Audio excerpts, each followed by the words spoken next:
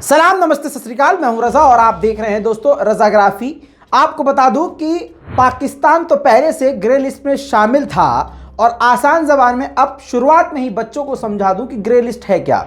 दोस्तों, grey list में उन देशों को रखा जाता है जो देश आतंकियों को पालते हैं, जिन पर इल्ज़ाम होता है कि आतंकवादी संगठनों को सरकार यहाँ की समर्थन दे रही है, मदद कर रही है और आतंकी ग्रुप्स को पाल रही है अपने फ़ायदे के लिए।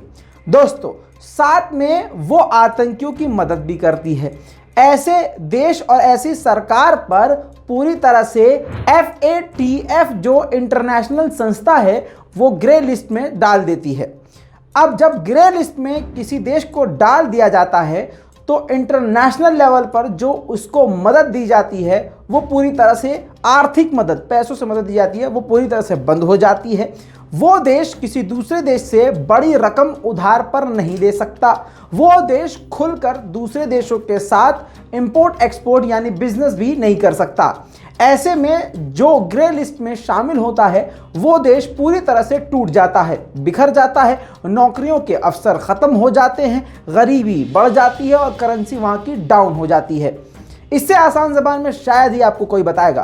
खैर, अब उस ग्रे लिस्ट में अब तक तो पाकिस्तान हर साल शामिल हो रहा था और शामिल उसको किया जा रहा था।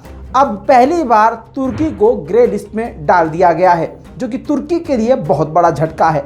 बताया जा रहा है कि ये सब कुछ मोदी सरकार की मेहनत से हुआ है। जी हाँ दोस्तों, आपको बता दूं कि अभी कुछ वक्त पहले भारतीय विदेश मंत्री जयशंकर ने बयान जारी करके कहा था कि भारत की कोशिशों के बाद FATF की ग्रे लिस्ट में पाकिस्तान को दोबारा से डाल दिया गया है। अब आपको बता दूं कि ये भी एक्सपर्ट कह रहे हैं क्योंकि पाकिस्तान और तुर्की बहुत मजबूत हो गए हैं और बहुत क्लोज हो गए हैं, तो तुर्की को भी बड़ा झटका देना ज़रूरी था। ऐसे में भारतीय सरकार यानी मोदी सरकार की ये बहुत बड़ी मेहनत है और उनकी ये बड़ी कामयाबी है कि तुर्की को ग्रे लिस्ट में डाल दिया गया है।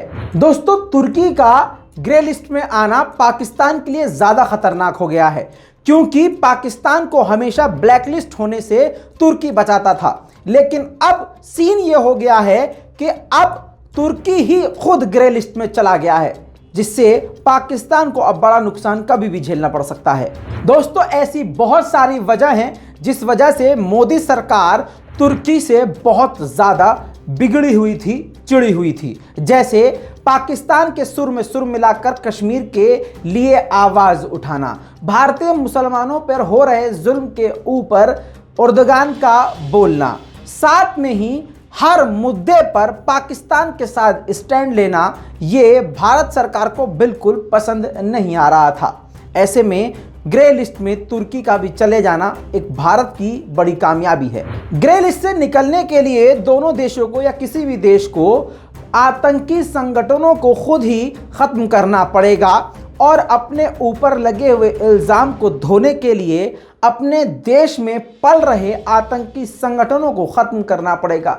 जैसे हाफिज सईद और दूसरे आतंकियों को पाकिस्तान को गिरफ्तार करके दुनिया के सामने लाना पड़ेगा और ये कार्यवाही उनको करनी पड़ेगी। ये सब करने के बाद दोबारा से FATF मीटिंग करके ये फैसला करेगा कि अगले देश को इस बार ग्रे लिस्ट से बाहर रखना है या दोबारा कंटिन्यू करना है। दोस्तों, आपकी इस पूरी रिपोर्ट पर क्या राय है? आपका रिव्यू बेहद अहम है। अपनी राय कमेंट में दीजिएगा, रिपोर्ट को शेयर कर दीजिएगा। मैं हूं रजा और आप देख रहे हैं रजाग्राफी। जय हिंद।